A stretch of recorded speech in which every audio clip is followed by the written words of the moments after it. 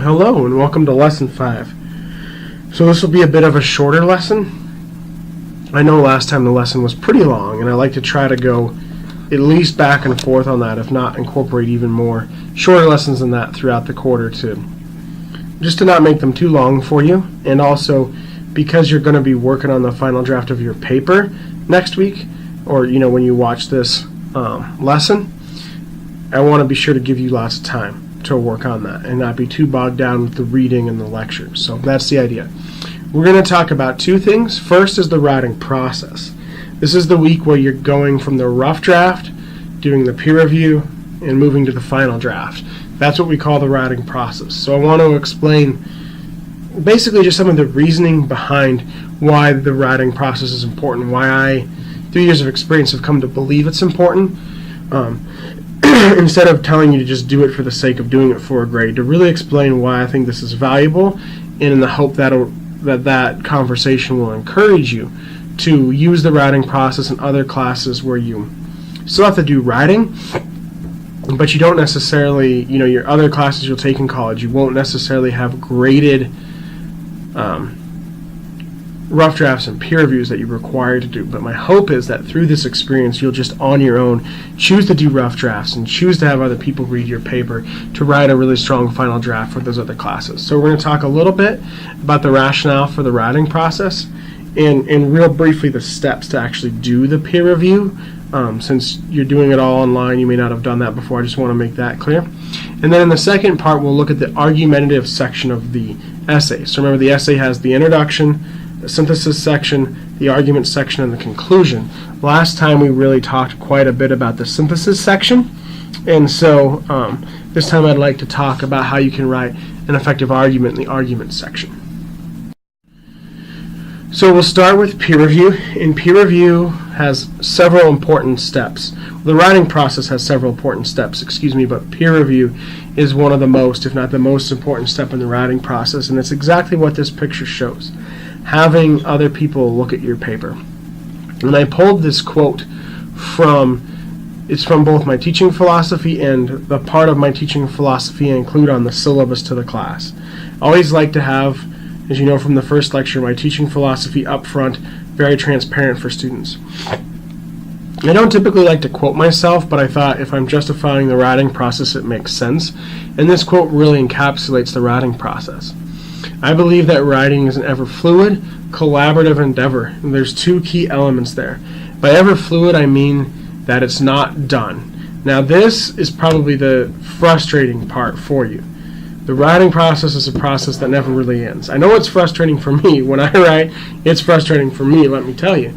And so I can imagine that it is for you as well.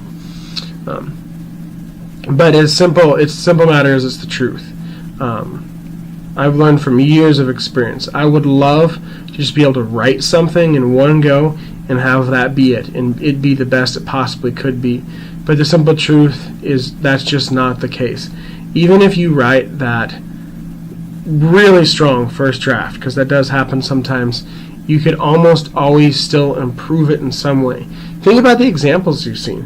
When is the last time you read an article or a novel or a blog post or any kind of piece of writing, an email, a text message, and you didn't have some thought as you were reading it? It didn't occur to you at some point, this could be better in this such and such way. I think that's almost universally true with anything we read, and so that illustrates that writing is an ever-fluid process. We can continually make something better with more and more drafts. So that's one half of my philosophy about the writing process. The other half is the collaborative portion. Writing is something that it seems like by its nature we should do in isolation. We sit there, we type on a computer. That's a very lonely, isolating experience. But the best writing is not done in isolation. Now don't get me wrong, much of it is, and you can't really get outside that completely, but the best writing also incorporates collaboration. Again, this is another thing that I think our human nature is resistant to. I know I was resistant to this for a long time. I didn't want to work with others. It seemed like too much work. I wanted to just write something and be done with it. But again, the truth is, writing is a very personal process, no matter how we look at it. It's very personal. We become attached to our writing. It's almost like are children. A lot of you probably don't have children, maybe some of you do, but I do. And if someone tells me something negative about my kid, my initial reaction is I get really upset.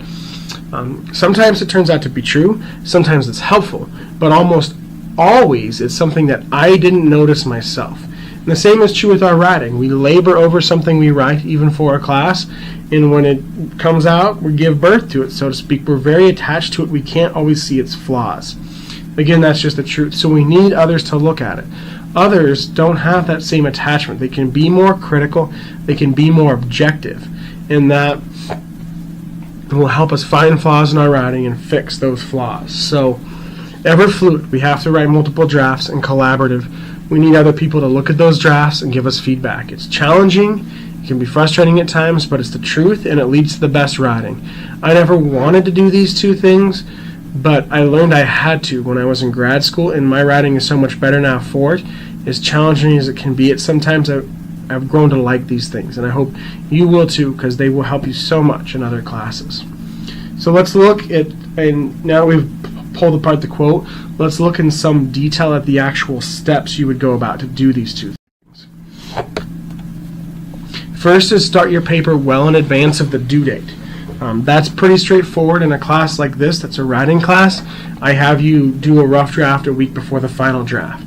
In other classes in the future, I'd recommend starting your paper at a minimum of 1 to 2 weeks before it's due. Seems crazy. I know you probably want to turn it or start it the night before it's due, but if you do that, you won't be able to write multiple drafts, and you need to write multiple drafts. There you go. We already talked about that with the quote. Take several days off between finishing the first draft and rereading it. This is very important.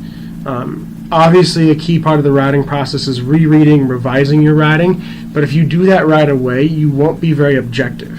Now, as I explained with the quote on the previous slide, you can never be fully objective, but you have to give yourself a chance, because you can't have other people read every single draft. So take some time off, let it cool off, let it sit. Go to your job, do work for other classes, go to a movie, play some video games, whatever you do to relax, or just anything where you're for 2 or 3 days, you're not even thinking about it. If you start your first draft well before the due date, you'll have time to take days off in between drafts, let it cool off, come back to it. Early in the morning, a cup of coffee. I'm always best early in the morning. You may be an evening person, but whenever your mind is most crisp and clear, come back to it then, look at it again. You still won't be able to be as objective as someone else, but you can at least be more objective than if you looked at it right after you first finished writing it. So reread, revise, mark up your first draft before you write the second draft. And when you write that second draft, make the conclusion to your first draft the introduction to your second draft. Take a minute, pause the lecture, let that sink in. It probably sounds weird. Pause it, let it sink in. Think about it a minute. What I mean here is that through the process of writing, we often discover what we're trying to say. We struggle a bit. We got to grapple with our ideas. Something about the act of writing, toiling about, really struggling, grappling with the ideas, that helps so much. That helps us figure out what we're trying to say. But we can't really do that until we actually start writing. So it's just another simple but difficult truth about writing. These hard truths is why no one likes writing, is that we often figure out what we're really trying to say as we write. And so for that reason, you can do this any number of ways. You can just kind of put your idea in the intro and then revise, but an effective strategy I often use is to literally copy and paste the conclusion to the top and kind of start over that way and then revise my paper accordingly. We talked about this some before in the previous lecture, I know, but it's very important and it's part of this writing process, so I wanted to review it. And like I said then, other genres, like if you were writing a mystery novel, you wouldn't want the solution to be clear until the end. Here you want the reader, to know up front what you're saying. So the best way to do that is to follow this step. So do that in your second draft.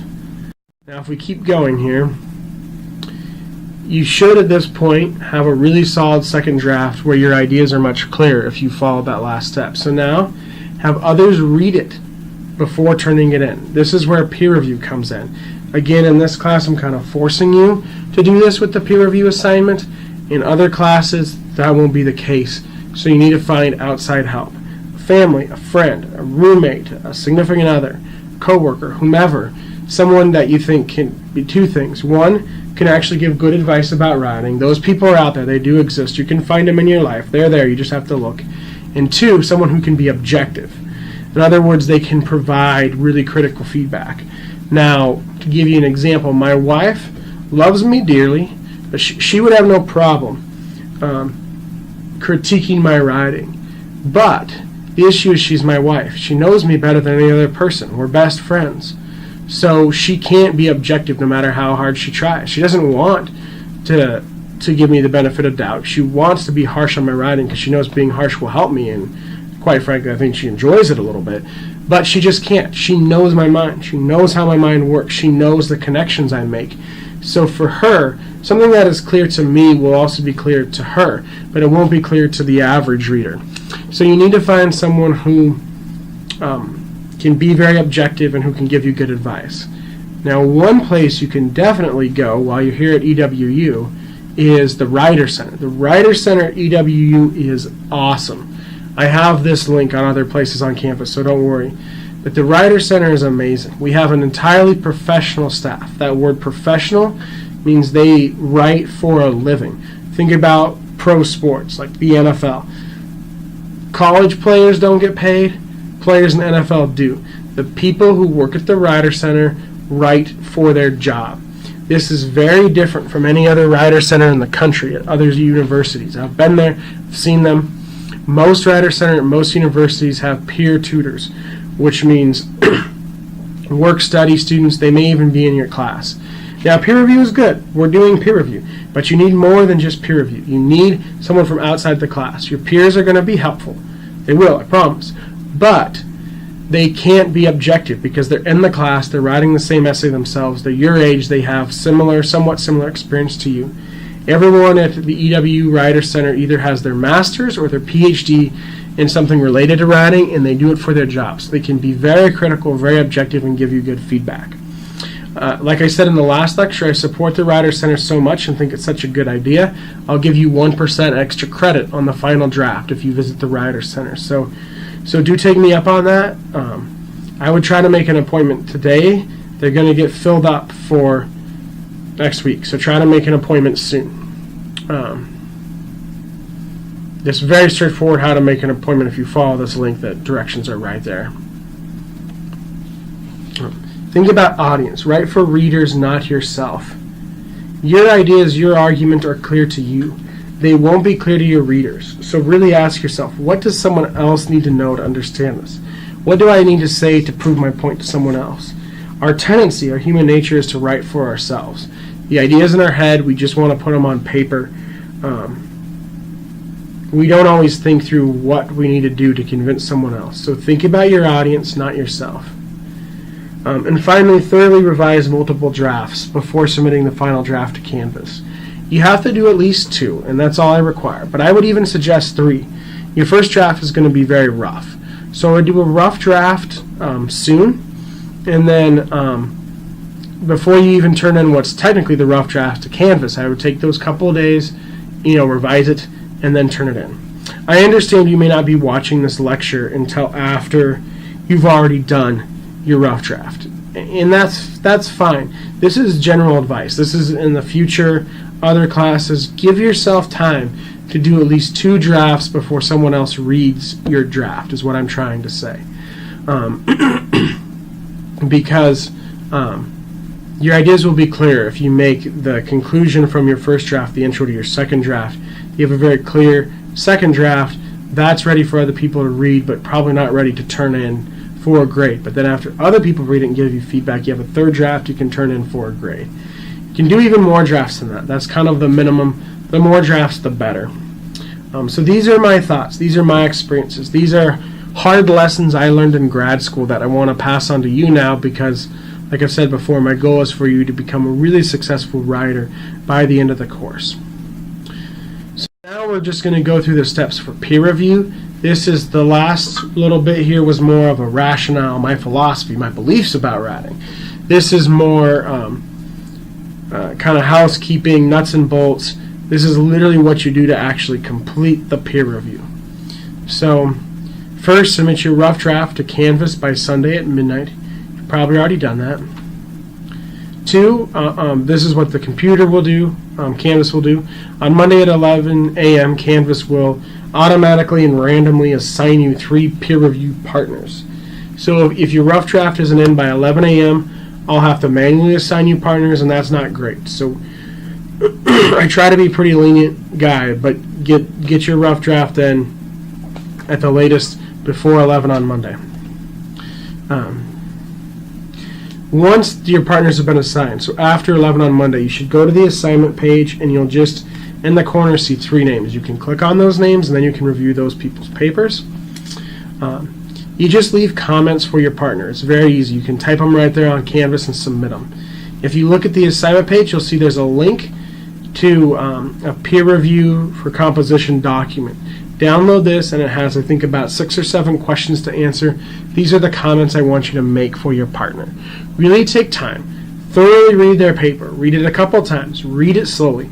Take time. Don't just, these aren't yes or no questions. They're questions that have complex answers. And also, most importantly, give them suggestions. What could they do to improve? You'll see that when you see my comments on your own papers in a couple of weeks. But what can they do to improve? That's most important. Don't just point out what's wrong. Point out good things as well, but most importantly, how they can improve. And take some time. Do this really thoroughly. I usually say about 2 hours for this. About 30 to 45 minutes per paper. So really, take that time. Do a good job. You'll have to if you want full credit for the peer review assignment.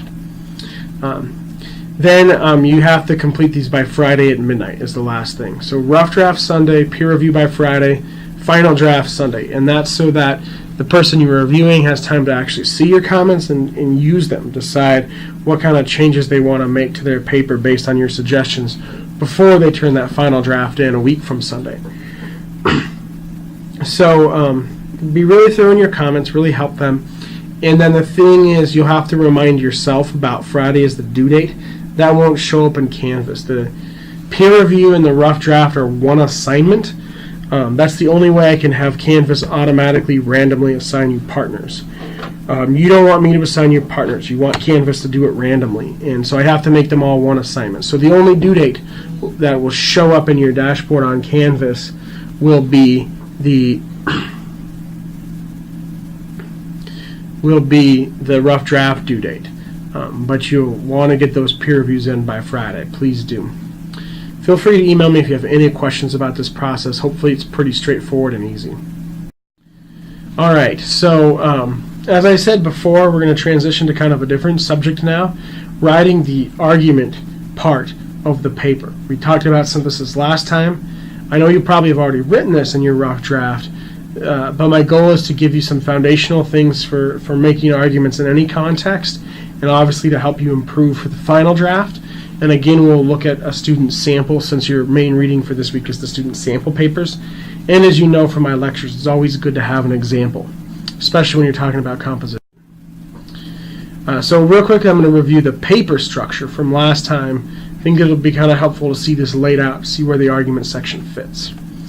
So an introduction. Remember, we start with something general and move to a very specific thesis, and your thesis should cover both the synthesis and the argument, the whole paper, not just the synthesis, even though that's what's coming next. You want to project for the whole paper, and it should clearly take a stance about the topic of technology. Just stating facts about technology won't be an argument. And finally, it should come at the end of the intro, so it's the last thing your reader sees before they move to the rest of the paper, and they can remember really easily and clearly what the paper's about as they're reading the rest of it. After the intro is the synthesis section, where it should be a few paragraphs, a page or two, and this is where you do several things. You show the relationship between the ideas in 3 different articles from this unit. So we've got a lot of essays, 8 or 10 or so to choose from. Pick 3, and synthesize the ideas in them. Show those connections. 2, show how your argument enters that conversation. So these 3 articles are talking to each other, so to speak, and you are now also joining that conversation. So why does your argument fit into that conversation? Show that to the reader. And finally, show how your argument adds to the conversation. Don't just repeat what the articles have said, but give your own point of view, your own perspective, your own unique point. So show the conversation to readers, show how you belong in that conversation, show how you add to that conversation. That's the synthesis section. Then we have the argument section, which is what we're about to talk about on the next slide, and the conclusion. So take a minute, pause this, let this kind of sink in as the structure, and then we'll go specifically into the argument in just a second. Alright, so the argument is typically consists of what we typically call body paragraphs, or the paragraphs where you prove your argument. You probably have several supporting points, several reasons for your argument, and the body paragraphs are where you go into detail with those. Now you'll also have body paragraphs in the synthesis section. Those could kind of follow a variety of structures, whatever seems to work best. In the argument section, the body paragraphs there will have a more specific structure. So I want to go through that structure for you now and then give you some student examples. So first you want to have a really clear topic sentence. We talked about this last time because you want those all throughout your paper, but especially in the argument body paragraphs. And like I said last time, this is where you state clearly the claim or the argument you are making in that paragraph. So the thesis is the argument for the whole paper. The topic sentence is the argument for a specific paragraph. That argument supports or proves your thesis. You're going to prove that argument in the course of the body paragraph, and by doing so in turn, prove your thesis. So state a clear claim, a clear argument, not a fact, an argument in the first sentence of the body paragraph. That way the reader will know what the paragraph is about. Next, you give evidence or an example. So something to back up what you're saying. It can be a quote. It doesn't always have to be a quote. It can be an example. Really specific examples are good. Pictures, if you want to insert a picture, is great. Some kind of narrative or story, like an example from the news. Something specific that the reader, a piece of technology, something they can very clearly identify, visualize in their mind. So a vivid example that you believe this example proves what you're saying in your claim. And then finally, the analysis. This is the most important part. If you just have the topic sentence and the example and you move on, the reader will be lost. This is that writing for readers part. This is what makes it the most important but hardest part. You will know why the example proves your claim. That will be very clear to you because you've picked out the example. But even though it's clear to you, 99% of the time it won't be clear to your reader, so you have to explain that. And that's really what analysis is. So it's more showing, not telling. Show the reader how your example proves your claim. Telling would just be restating the claim. Showing is taking the reader through the steps. You've thought of this example. What is your thought process?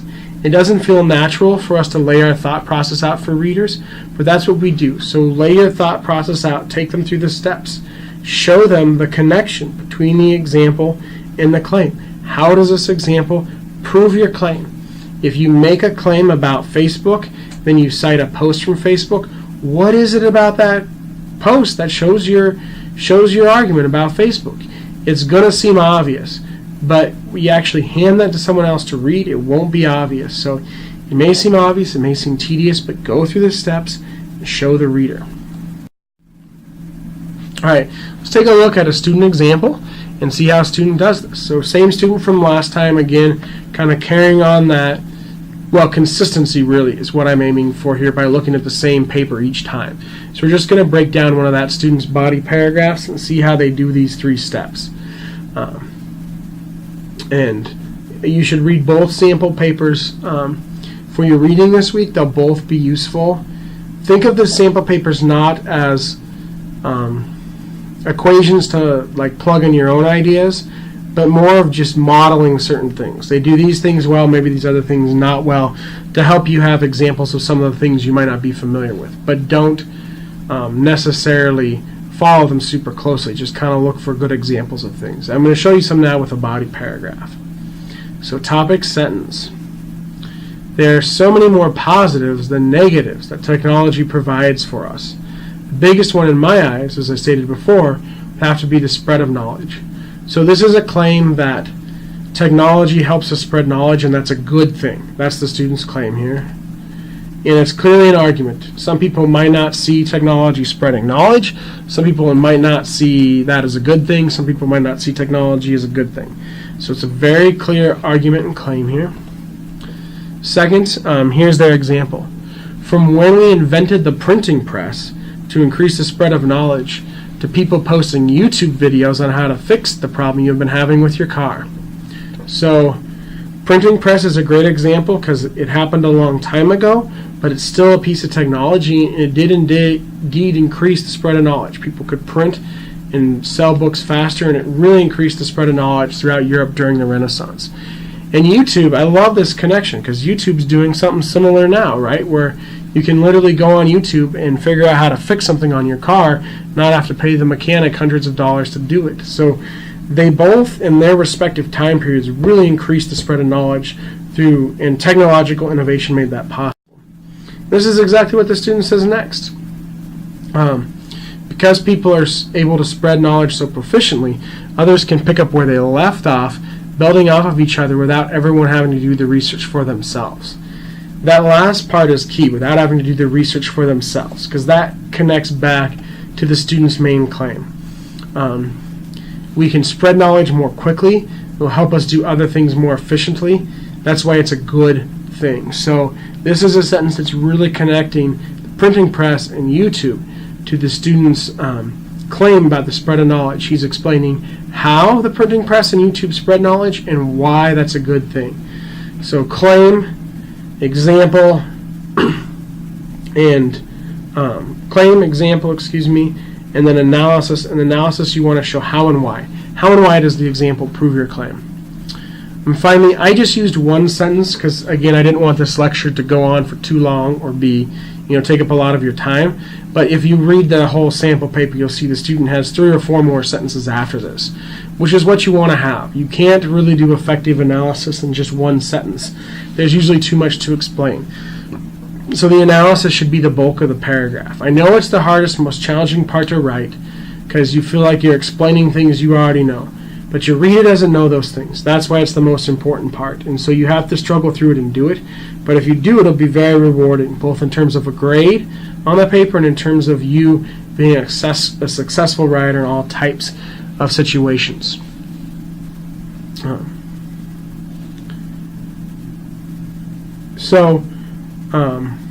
That's really it. I want to conclude just by reminding you, claim, example, analysis. If you can remember those 3 steps, you'll do so well with your writing from here on out, and I'm hoping to see it in the argumentative parts of your papers as I read them over the next few weeks. So thank you for listening.